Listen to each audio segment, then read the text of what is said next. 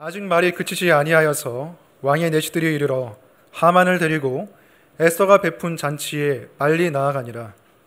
왕이 하만과 함께 또 왕후 에스더의 잔치에 가니라. 왕이 이 둘째 날 잔치에 술을 마실 때에 다시 에스더에게 물어 이르되, 왕후 에스더여, 그대의 소청이 무엇이냐? 곧 허락하겠노라. 그대의 요구가 무엇이냐? 곧 나라의 절반이라 할지라도 시행하겠노라. 왕후 에스더가 대답하여 이르되, 왕이여, 내가 만일 왕의 목전에서 은혜를 입었으며 왕이 좋게 여기시면 내 소청대로 내 생명을 내게 주시고 내 요구대로 내 민족을 내게 주소서. 나와 내 민족이 팔려서 죽임과 도륙함과 진멸함을 당하게 되었나이다. 만일 우리가 노비로 팔렸더라면 내가 잠잠하였으리이다.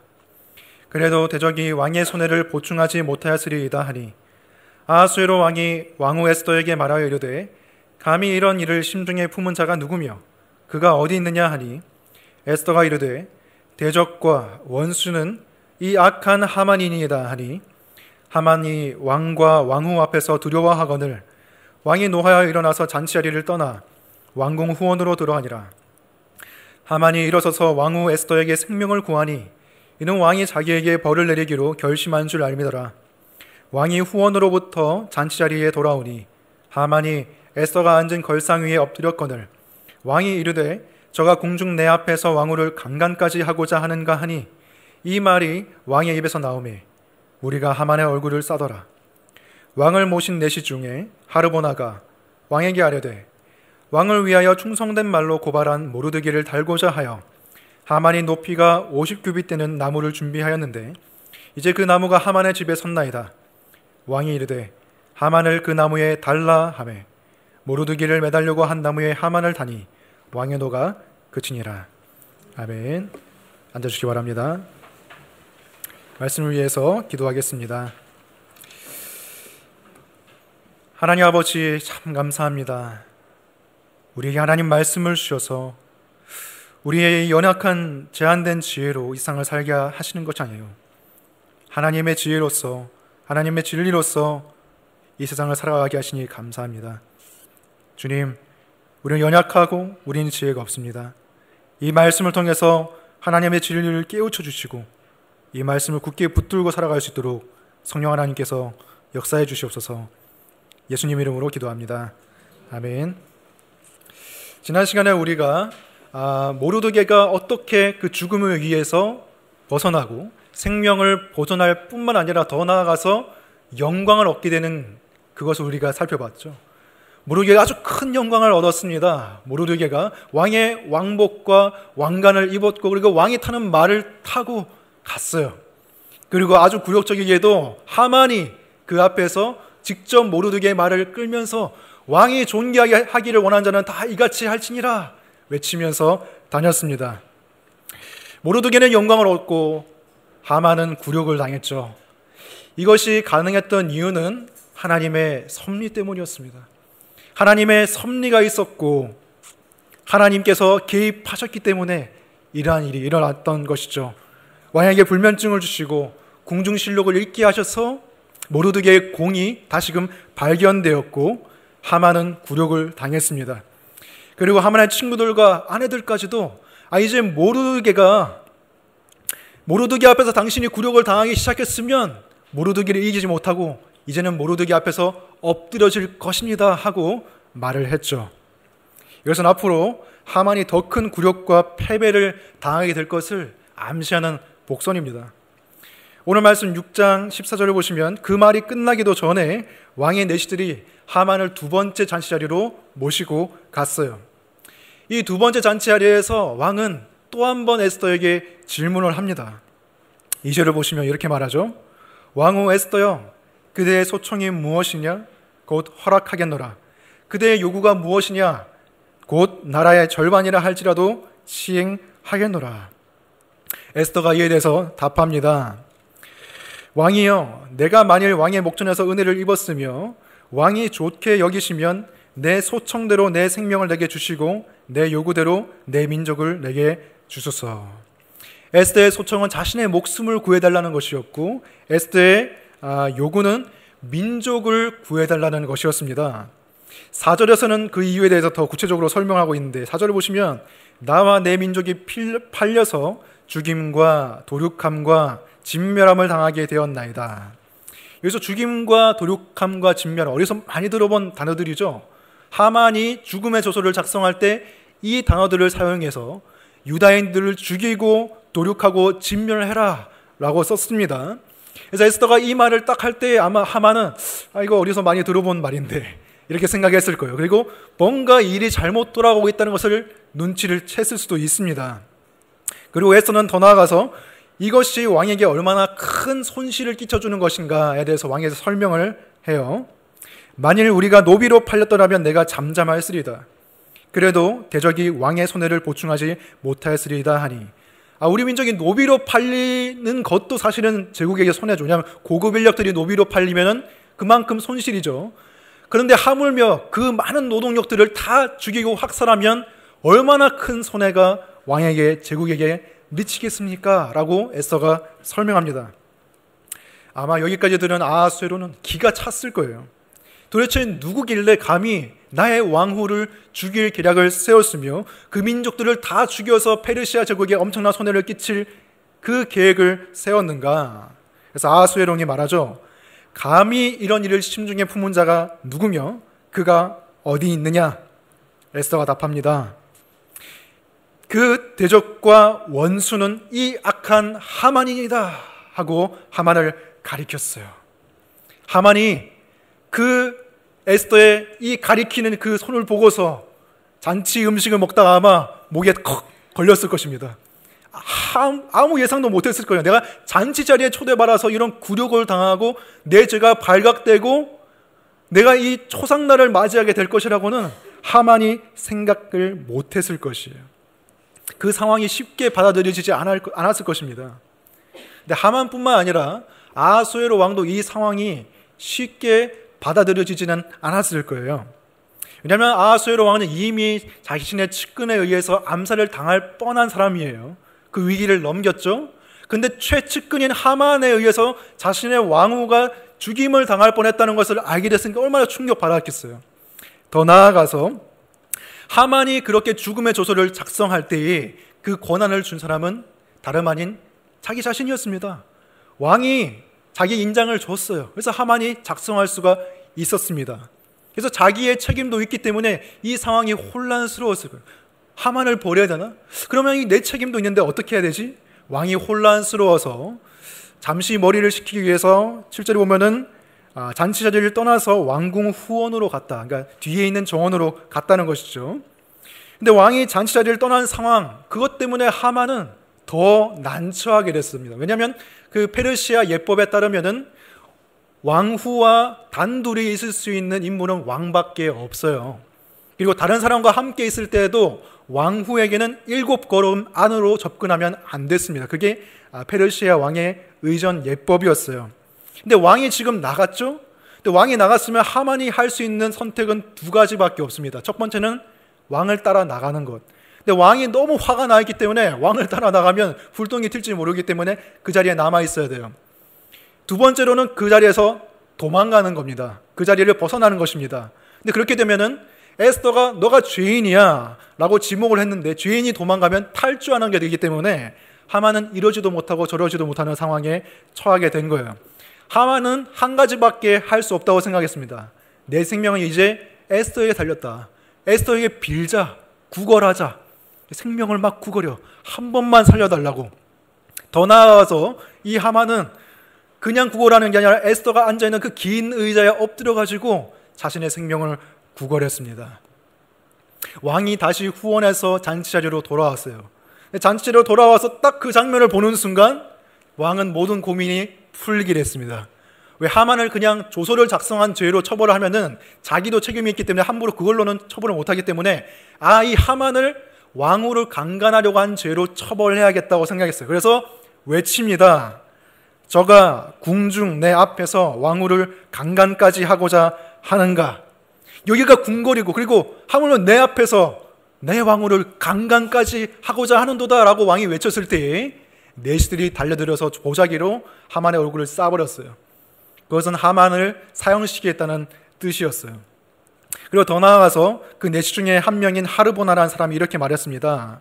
왕을 위하여 충성된 말로 고발한 모르드게를 달고자 하여 하만이 높이가 50규빗 되는 나무를 준비하는데 이제 그 나무가 하만의 집에 섰나이다. 왕이시여, 이 사람 죄가 한 개 더 있습니다. 무고한 모르드게를 달고자 나무를 세운 사람이요, 이 사람이 진짜 나쁜 사람입니다.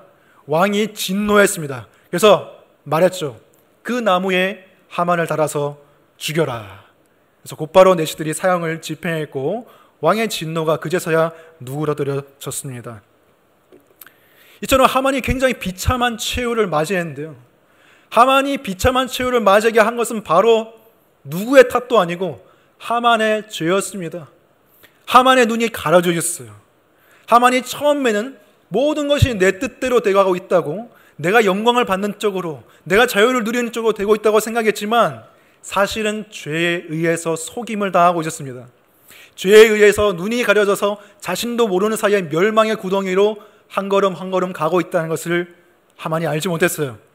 그리고 결국은 비참한 최후를 맞이하게 되는데, 오늘 우리가 이 이야기를 통해서 하만이 비참한 최후를 맞이하도록 만든 그 죄의 속임수, 그것을 알고자 합니다. 그리고 그 죄를 우리가 어떻게 대해야 하는지 한번 살펴보도록 하겠습니다. 첫 번째로 죄는 사람들에게 이렇게 속삭입니다. 첫 번째로, 죄를 짓는 것이 진정한 자유야 라고 속삭여요. 죄를 짓는 것이 진정한 자유야. 오늘 말씀에서 하만의 최후가 그토록 비참하게 느껴졌던 이유는 바로 자기가 세운 20m가 넘는 그 높은 나무에 바로 자기가 달렸기 때문이에요. 자승자박이라고 하죠. 이것에 딱 맞는 성경 구절이 있는데 시편 9편 15절 보시면 이방 나라들은 자기가 판 웅덩이에 빠지며 자기가 숨긴 그물에 자기 발이 걸렸도다. 자기가 웅덩이를 팠는데 그 웅덩이에 자기가 걸린 거예요. 자기가 덫을 놓았는데 그 덫에 자기가 걸리는 것입니다. 하나님은 하만을 벌하시기 위해서 따로 뭔가 준비하실 필요가 없었어요. 하만이 자기 웅덩이를 파서 거기에 들어갔기 때문이에요. 하만은 그 모르드게를 없애려고 할 때 그것이 자신에게는 엄청난 자유를 행하는 것이라고 생각했을 것입니다. 나는 이렇게 할 권리가 있어. 나는 이렇게 할 자유가 있어. 난 모르드게를 미워할 자유도 있고, 더 나아가서는 그 미워하는 자를 나무에 달고 처형할 자유까지 내게는 있어 라고 생각한 거예요. 그래서 그렇게만 하면 내 속이 시원해질 거라고, 나는 만족을 얻을 거라고 생각했지만 오히려 그 나무 위에서 하만은 자신의 모든 자유를 빼앗기게 됐고 모든 만족을 빼앗기게 됐어요. 자신의 생명까지 다 빼앗기게 돼버린 것입니다. 죄를 행하는 것은 자유가 아니에요. 처음에는 자기에게 자유대로 하는 것처럼 생각되겠지만 자기를 속박하고 모든 자유가 박탈당하게 되는 것입니다.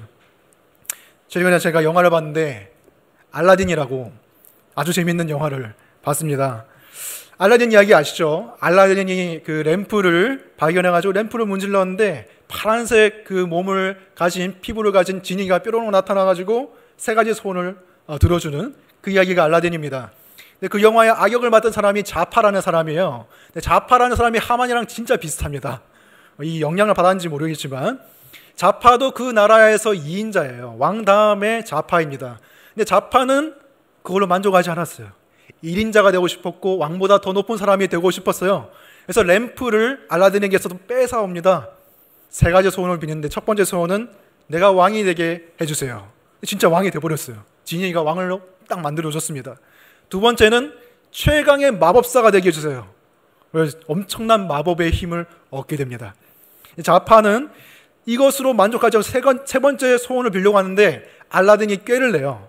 알라딘이 딱 보니까 자파가 굉장히 교만한 사람이고 그 높아지기 원하는 마음을 알고서 이렇게 말해요. 자파, 너가 아무리 왕이 되고 최강의 마법사가 돼도 너는 2인자일 수밖에 없어. 왠 줄 알아? 제일 강한 존재가 있기 때문이야. 그 존재는 진이야. 너가 진이 때문에 왕이 됐지? 진이가 제일 강해. 진이는 모든 것을 알 수 있어. 그 말을 듣고 자파가 어떻게 생각하냐면 세 번째 소원은 내가 진이가 되게 해주세요. 진이가 되게 해주세요 라고 딱 소원을 비는 순간 엄청나게 강한 진이가 되어버렸습니다. 자파는 이전에 있던 진이보다 더 강한 진이가 되어버렸어요. 근데 그 순간 자파가 까먹은 게 있었습니다. 지니는 램프 안에 살아야 돼요. 지니가 되는 순간 램프 안에 싹 갇히게 된 거예요. 그래서 그 램프를 알라딘이 사막 한가운데 던져버렸습니다. 내가 강하게 되는 거, 내가 높아지는 거, 내가 자유를 행하는 거, 그게 나한테 다 좋은 거라고 생각했지만 알고 보니까 내가 갇히게 되는 거예요. 처음 죄를 행할 때 이건 나에게 자유를 주는 것이고 나에게 만족을 주는 것이라고 생각할 수 있지만 그건 아니라는 것입니다. 이것이 우리에게 주는 교훈이 있어요. 현대인들은 자유를 행하고 싶어 합니다. 그들이 생각하는 자유는 내가 원하는 걸 행하는 자유예요. 내가 원하는 때에 바로 당장 그것을 할 수 있는 자유.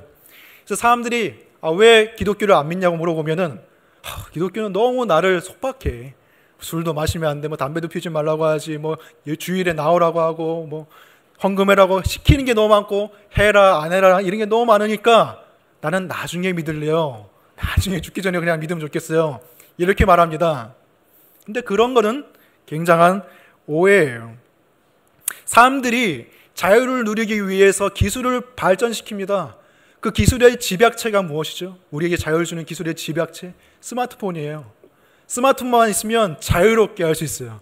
내가 어디서든지 인터넷만 접속하면, 스마트폰으로 접속하면, 버튼만 누르면 영상 볼 수 있지, 게임할 수 있지, 노래 들을 수 있지, 메시지 보낼 수 있지, 영상 채팅도 할 수 있지.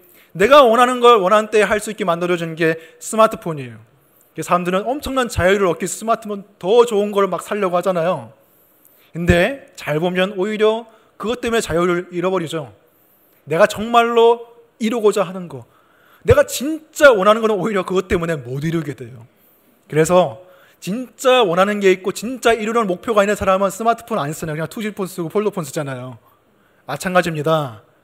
우리가 쉽게 피상적으로 생각하는 자유는 자유가 아니에요. 사람들이 생각하는 자유는 현실에는 없는 자유를 생각합니다. 아무것도 매이지 않는 자유. 나는 하나님한테도 안 매이고 사람한테도 안 매이고 그냥 어떤 규칙에도 안 매이는 자유. 그런 자유는 없어요. 하나님께 매이든지 죄에 매이든지 둘 중에 하나입니다. 하늘에 날고 있는 연을 보세요. 연이 너무 자유롭게 잘 날고 있는데 알고 보면 실에 매여 있기 때문에 자유로운 거예요. 실을 끊어버리면 연은 표류해버리죠. 물고기도 물 안에서 자유롭게 잘 놉니다. 근데 내가 난 물은 마음에 안 들어, 땅으로 갈 거야 하면은 자유가 박탈당해요. 물이라는 제한된 공간이 있기 때문에 물에서 물고기는 자유로운 것입니다. 마찬가지예요. 우리는 무슨 어떤 것을 택하든지 속박될 수밖에 없어요. 하나님께 속박되든지 죄에 속박되든지 둘 중에 하나밖에 없는데 그 둘 중에서 나를 더 자유롭게 하는 게 무엇인가를 우리는 판단해야 됩니다. 죄의 종이 되는 게 나를 더 자유롭게 하냐, 하나님의 종이 되는 게 나를 더 자유롭게 하느냐. 근데 우리는 하나님 안에서 자유롭도록 지어졌어요. 하나님이 우리의 창조자입니다. 그렇기 때문에 하나님 안에서 누릴 수 있는 자유가 더 참된 자유라는 걸 우리 아시기 바랍니다.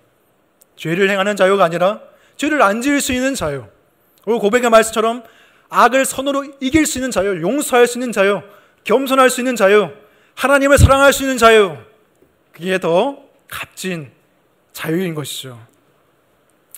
두 번째로 죄는 우리에게 이렇게 속삭입니다. 절대로 들키지 않을 거야. 절대로 들키지 않을 거야. 얼마든지 스스로 상황을 컨트롤할 수 있고 사람들을 몰래 내가 원하는 죄를 지으면서 편하게 살 수 있다고 생각해요. 하만이 그랬습니다. 하만이 왕을 속였어요. 하만의 모든 계획은 거짓의 기초에서 쌓아 올린 것입니다. 하만이 왕을 꼬드길 때 이렇게 꼬드겼죠. 첫 번째로는 유다 민족을 학살할 것을 말하지 않았어요. 그 민족이 어떤 민족인지 밝히지 않았죠. 왕을 속인 겁니다. 두 번째로 유다 민족을 학살하는 것 제국 전체로 봤을 때 엄청난 손해인데도 왕에게는 굉장한 큰 이익이 될 것처럼 속였어요.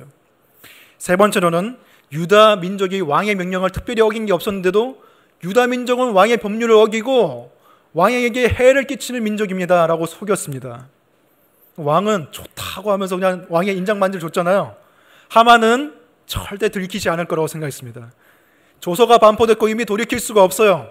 절대로 자신을 방해할 수 있는 사람은 없고 죄는 드러나지 않을 거라고 생각했지만 하나님의 섭리에 의해서, 그리고 섭리에 순종한 에스더의 지혜로운 처신에 의해서 그 모든 죄가 밝히 드러나게 됐어요.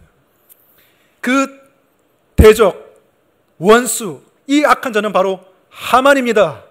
아주 굴욕적으로 죄가 폭로되어 버렸습니다. 예수님께서 이렇게 말씀하셨죠. 누가복음 12장에 감추인 것이 드러나지 않을 것이었고 숨긴 것이 알려지지 않을 것이 없나니, 우리가 감출 수 있다고 생각하는 것, 우리가 충분히 기만하고 통제할 수 있다고 생각하는 모든 죄가, 겉으로는 드러나지 않은 모든 마음의 숨은 동기가 하나님 앞에서 드러나게 될 것입니다. 최후의 심판단에 다 드러나요.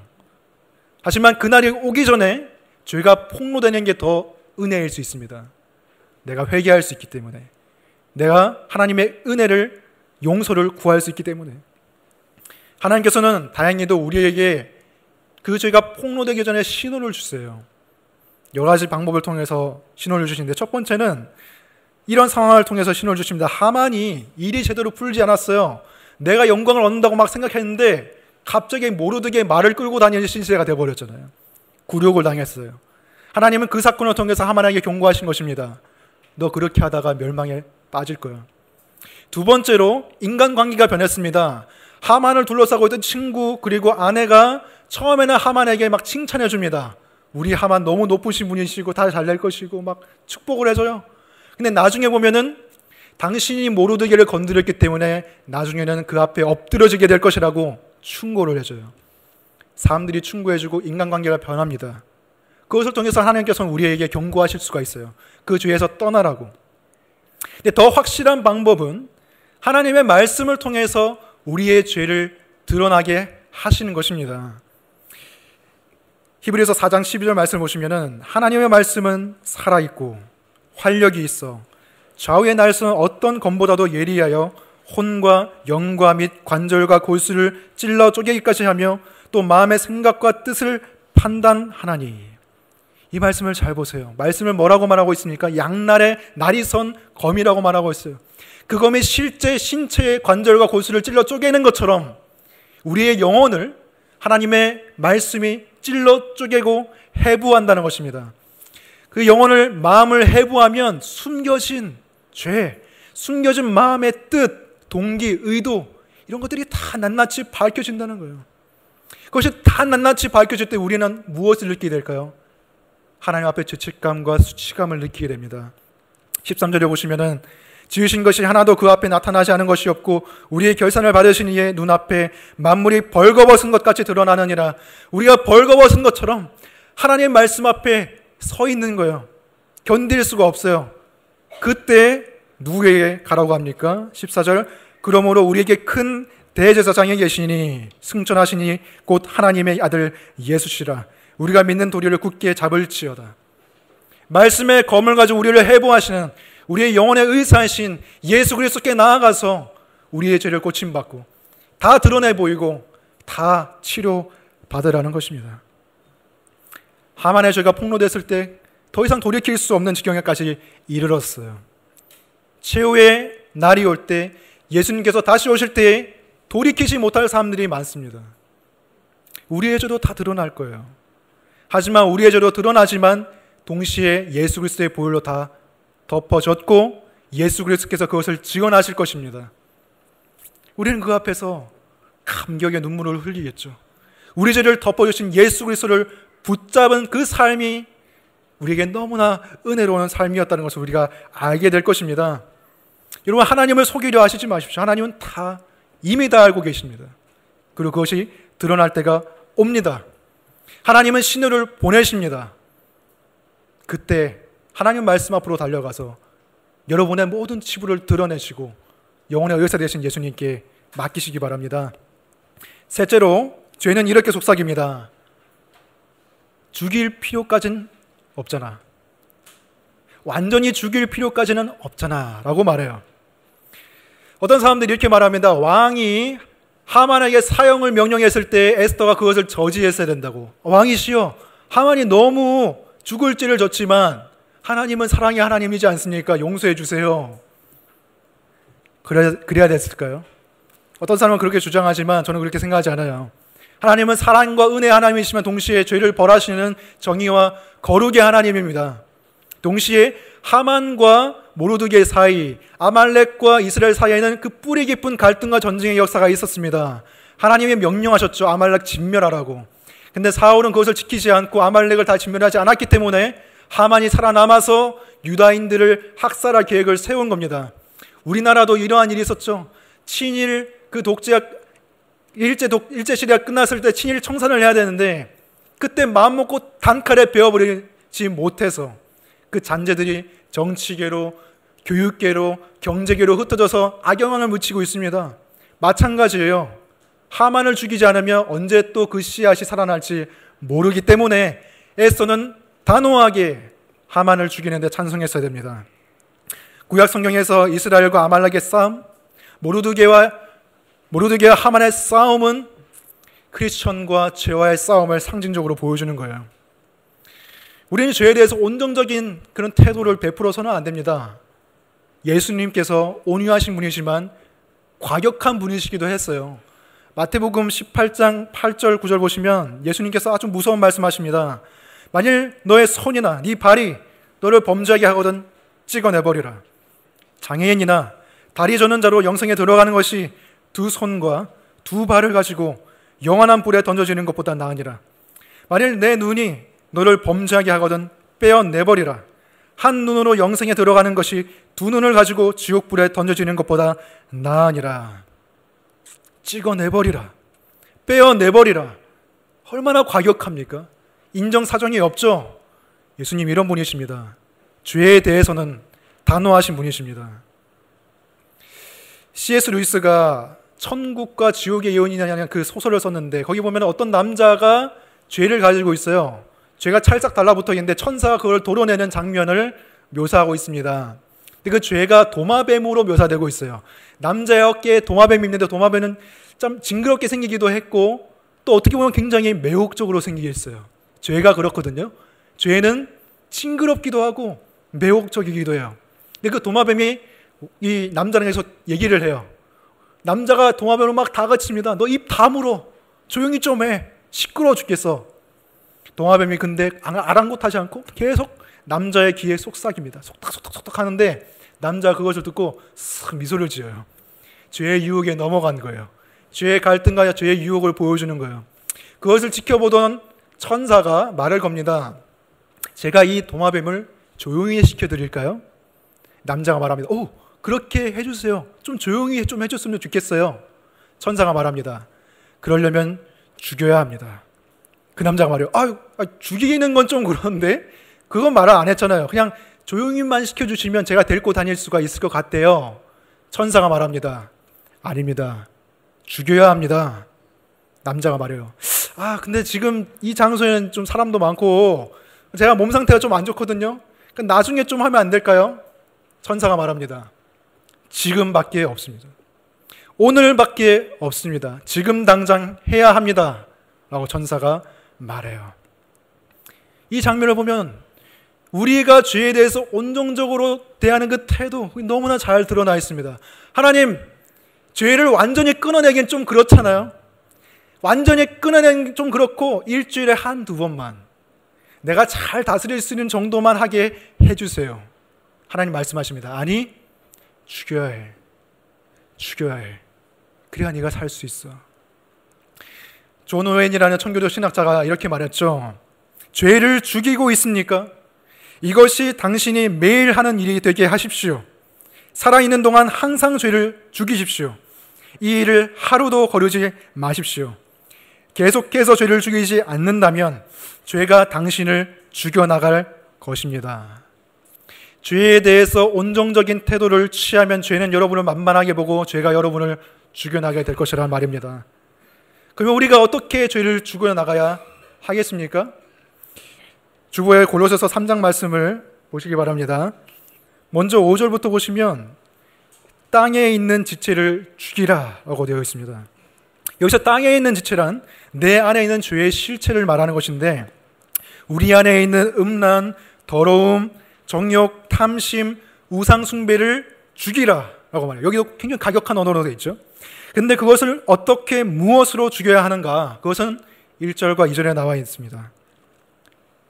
그러므로 너희가 그리스도와 함께 다시 살리심을 받았으면 위의 것을 찾으라. 거기는 그리스도께서 하나님 우편에 앉아 계시느니라. 위의 것을 생각하고 땅의 것을 생각하지 말라. 땅의 지체, 죄를 죽이려면 위의 것을 생각해야 됩니다. 그런데 많은 사람들이 위의 것을 생각하지 않고 그냥 죽이는 데만 열심히 해요. 근데 그 죽이는 동기가 두려움에 대한 동기일 때가 많습니다. 내가 천벌을 받으면 어떡하지? 하나님이 나를 미워하시면 어떡하지? 이러다 내가 지옥 가면 어떡하지? 자신이 당한 불이익이 두려워서, 처벌이 두려워서 공포심에 마지못해서 죄를 죽여나가는 게 많은 사람들의 모습이거든요. 근데 바울은 무엇을 말하냐면, 아니 그걸로는 죄를 죽일 수 없어. 죄를 죽이려면, 땅에 있는 지체를 죽이려면 위에를 바라봐라. 위에 계신 분을 찾으라고 말합니다. 그분이 예수 그리스도예요. 그분을 바라보십시오.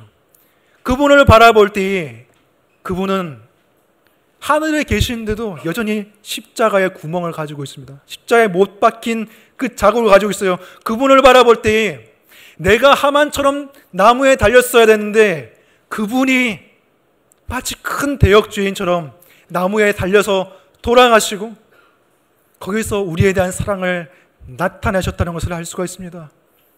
그 사랑을 볼 때 우리는 두려움 때문이 아니라 내가 하나님에 대한 사랑의 등을 돌렸었구나, 그 슬픔, 그것 때문에 우리가 회개하게 되고 죄를 죽이게 되는 거예요. 죄를 짓는다는 것은 단순히 법을 몇 개 어겼다는 게 아닙니다. 그냥 문자적으로 뭐뭐 하지 말라 해라 이 법을 어긴 게 아니라, 법을 깨뜨린 게 아니라 하나님의 마음을 깨뜨린 것입니다. 여러분을 향한 하나님의 사랑을 깨뜨린 거예요. 죄를 짓고 안 짓고는 그냥 법을 지키고 안 지키고의 문제가 아니라 여러분이 하나님을 사랑하느냐, 하나님을 사랑하지 않느냐, 관계의 문제입니다.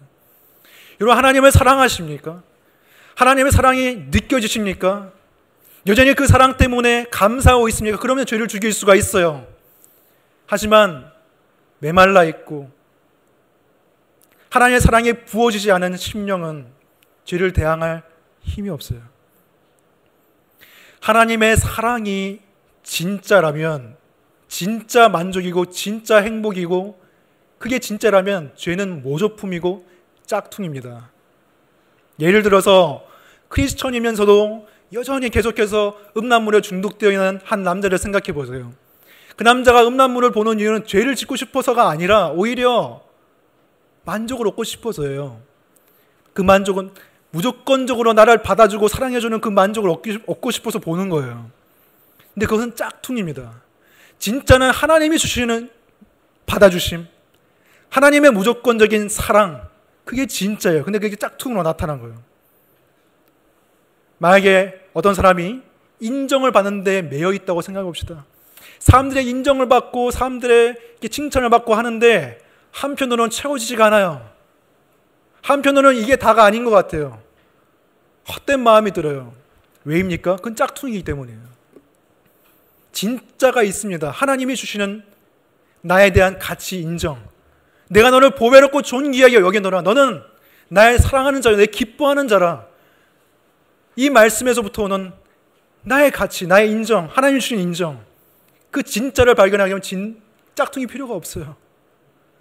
에스겔서 36장 26절을 보면은 또 새 영을 너희 속에 두고 새 마음을 너희에게 주되 너희 육신에서 굳은 마음을 제거하고 부드러운 마음을 줄 것이며 라고 되어 있죠. 새 마음은 짝퉁으로 만족하지 못하는 마음입니다. 새 마음은 진짜로만 만족할 수 있는 마음입니다. 하나님이 주시는 행복, 하나님이 주시는 만족, 그걸로만 만족할 수 있는 내 마음이 거듭난 여러분들에게, 저에게 있는 거예요. 짝퉁으로 만족시킬 수 없습니다. 여러분 나이키를 가지고 있는 사람이 나이스로 만족합니까? 아디다스 입지 오디도스 입습니까? 안 입어요. 진짜가 있는 사람은 짝퉁 주면 기분 나빠요. 마찬가지입니다. 우리한테 죄가 들이밀면 우리는 기분 나빠야 돼요. 어디 짝퉁을 들이밀러? 난 진짜가 있어. 진짜 만족을 우리는 얻을 수가 있어요. 근데 여러분 진짜 만족을 얻으려면 대가가 필요합니다. 여러분 왜 짝퉁을 사나요? 진짜랑 비교해서 비슷해 보이는데 값이 훨씬 싸니까 짝퉁을 사잖아요. 진짜 만족은 사실 얻기가 좀 힘들어요. 근데 얻으면 정말 좋지만 얻기가 좀 힘들기 때문에 우리는 손쉽게 짝퉁을 선택합니다. 근데 남는 건 후회밖에 없어요. 근데 여러분, 우리가 진짜를 얻기 위해서는 대가를 지불해요. 그에 합당한 대가를. 그것을 신학적인 용어로 하면 은혜의 방편이라고 합니다. 우리가 성화를 이뤄나가기 위해서, 죄를 죽이기 위해서는 하나님의 은혜가 필요한데 그 은혜를 받기 위해서는 은혜의 방편들이 필요해요. 은혜의 수단들.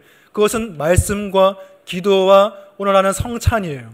그게 신학적으로 세 가지가 주어진 은혜의 방편인데, 더 넓게 말하자면 말씀과 기도의 곡조를 붙인 찬양도 해당될 수 있어요.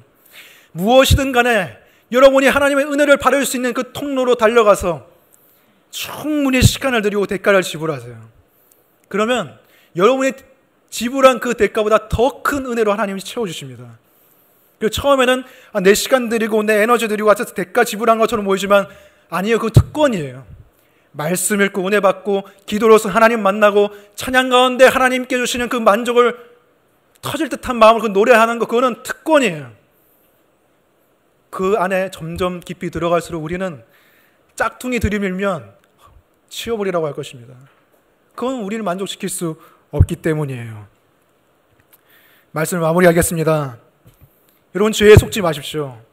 죄가 여러분에게 자유를 약속하지만 그건 속박입니다. 하나님 안에 자유가 있습니다. 죄는 여러분이 절대 들키지 않을 거라고 말하지만 아니에요. 언젠가 드러납니다. 하나님께서 경고하시고 그리고 말씀으로 알려주실 것입니다. 그리고 죄는 완전히 죽이지 말라고 말할 것입니다. 하지만 여러분, 끊어내세요. 잘라내세요. 죄를 죽이세요. 무엇으로? 하나님이 우리에게 보여주신 사랑으로. 그게 진짜이기 때문입니다. 짝퉁을 치워버리기 바랍니다. 진짜 만족, 진짜 평안을 여러분들이 추구하시기 바랍니다. 오늘 시간 이 말씀을 우리가 함께 생각하면서 기도했으면 좋겠습니다. 우리가 죄에 속고 있는 부분은 무엇인가? 우리가 자주 걸려 넘어지는 그 죄에 왜 계속 속아 넘어가고 있는 것인가? 분별할 수 있도록 하나님 지혜를 달라고 기도하십시오. 그리고 죄를 죽여나갈 수 있도록 나의 힘보다는 위의 것을 찾음으로 새 마음에 맞는 것을 추구해 나감으로 내가 죄를 죽여나갈 수 있게 달라고 이 시간 함께 기도했으면 좋겠습니다. 함께 기도하겠습니다.